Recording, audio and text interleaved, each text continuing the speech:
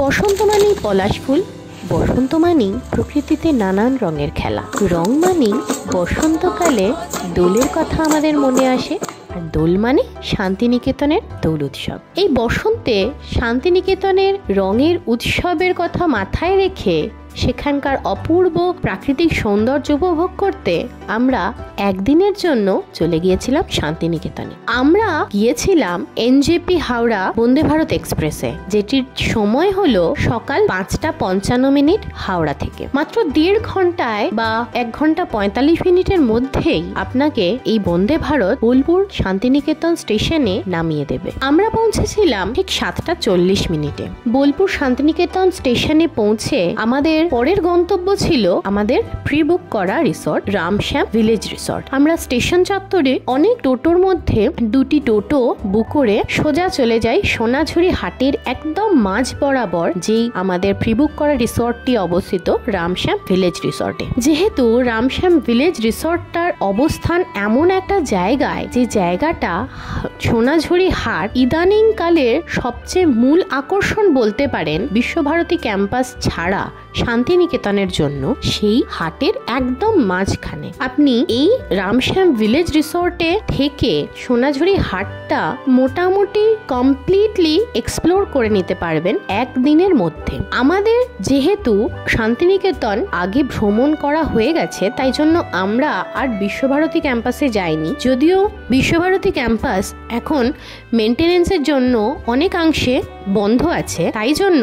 আমরা বিশ্বভারতী ক্যাম্পাসে না গিয়ে শুধুমাত্র প্ল্যান করেছিলাম শুধু সোনাঝুরি হাটটাই এক্সপ্লোর করব, এবং এখানের একটি অন্যতম মূল আকর্ষণ ইদানিং কালে হয়েছে, যেটি হচ্ছে সৃজনী শিল্পগ্রাম, সেটি দেখতে যাব। তো সেই অনুযায়ী আমরা সকালে যখন আমাদের রামশ্যাম ভিলেজ রিসর্টে পৌঁছে যাই, সেখানে গিয়ে আমরা লাগেজ রেখে হাটে কিছুক্ষণ সময় কাটাই, এবং তারপর আমাদের চেক ইন টাইম ছিল 12টায়। তো 12টায় রুম দেওয়ার পর রুমে গিয়ে ফ্রেশ হই এবং রামশ্যাম রেস্টুরেন্টে আমরা লাঞ্চ করে তারপর একদম বেরিয়ে পড়ি টোটো বুক করে সৃজনী শিল্পগ্রামের উদ্দেশ্যে। অবশ্য এক্ষেত্রে একটা কথা বলে রাখি, আপনি সোনাঝুরি হাটের মধ্যে জায়গায় জায়গায় টোটো স্ট্যান্ড পাবেন। যেমন আমাদের রামশ্যাম ভিলেজ রিসর্ট ছিল, তার সামনেই একটি টোটো স্ট্যান্ড ছিল, তো আমাদের বেশি দূর যেতে হয়নি টোটো বুক করার জন্য। এবার আমরা পৌঁছে গেলাম সৃজনী শিল্পগ্রামে।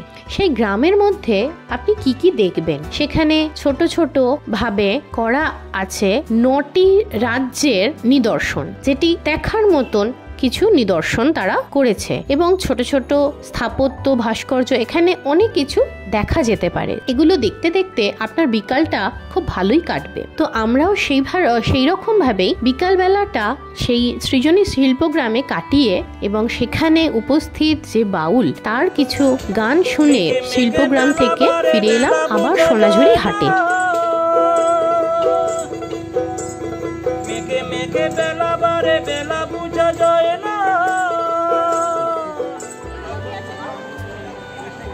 আমাদের উদ্দেশ্য ছিল একদম শেষ বেলা হলেও যাতে হাটটা আর একবার ঘুরে দেখতে পারি, কারণ এই হাট সন্ধেবেলা আর চলে না, কারণ এইখানের সোনাঝুরি হাটের মধ্যে লাইটের কোনো ব্যবস্থা নেই, বিদ্যুৎ ব্যবস্থা শুধুমাত্র এই কয়েকটি রিসর্টের মধ্যেই রয়েছে। তাই সোনাঝুরি হাটটি সন্ধে নামার পরই সমস্তটা বন্ধ হয়ে যায়। যারা তাদের পসরা নিয়ে আসেন তারা ঠিক সন্ধে নামার মুখেই তাদের পসরা আবার গুটিয়ে নিয়ে বাড়ির উদ্দেশ্যে রওনা হয়ে যান।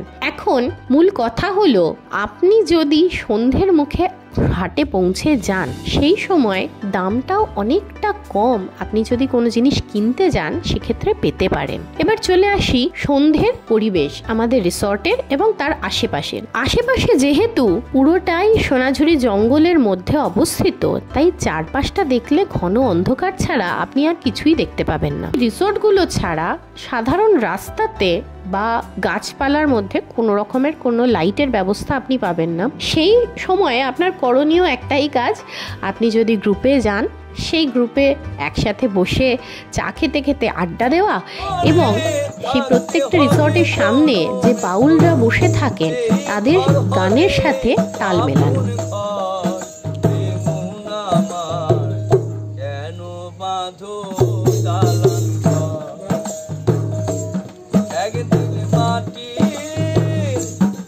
একদিন মাটির ভেতরে হবে ঘর, এ মন আমার কেন বাঁধো দালান ঘর, এ মন আমার কেন বাঁধো দালান ঘর।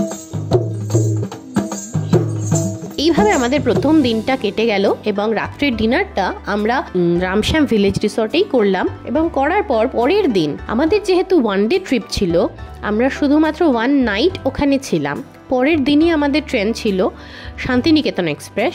তো সকালবেলাটা আমরা শুধুমাত্র শান্তিনিকেতনটাকে উপভোগ করব বলে আর অন্য কোথাও যাইনি। পাশেই চলে গিয়েছিলাম শালবনী ফরেস্টে, যেটা পায়ে হাঁটা 5 মিনিটের পথ। আমরা হেঁটে চলে গিয়েছিলাম শালবনী ফরেস্টে। সেখানে অসাধারণ একটা হলুদ প্রকৃতি আমরা অনুভব করেছি।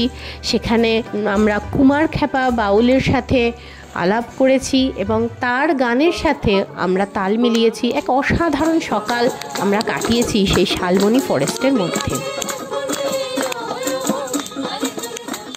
9:45 নাগাদ আমরা আবার ওই শালবনী ফরেস্ট থেকে ফিরে আসি আমাদের রিসর্টের উদ্দেশ্যে এবং আমরা যে যার মতন ফ্রেশ হয়ে নিয়ে তারপরে লাঞ্চ করে আমাদের পরবর্তী গন্তব্য আবার বোলপুর শান্তিনিকেতন স্টেশন।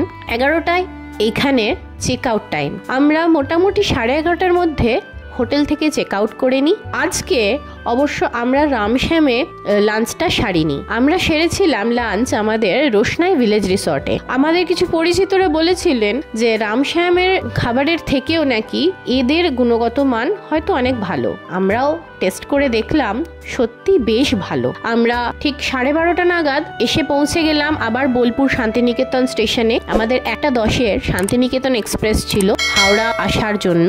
এখানেই আমরা আমাদের ব্লগটা শেষ করলাম। বন্ধুরা, আপনারা জানাবেন আপনাদের ভিডিওটি কেমন লাগলো। যদি ভালো লাগে তাহলে একটি লাইক দিতে অবশ্যই ভুলবেন না এবং সাবস্ক্রাইব করে চ্যানেলটির পাশে থাকবেন।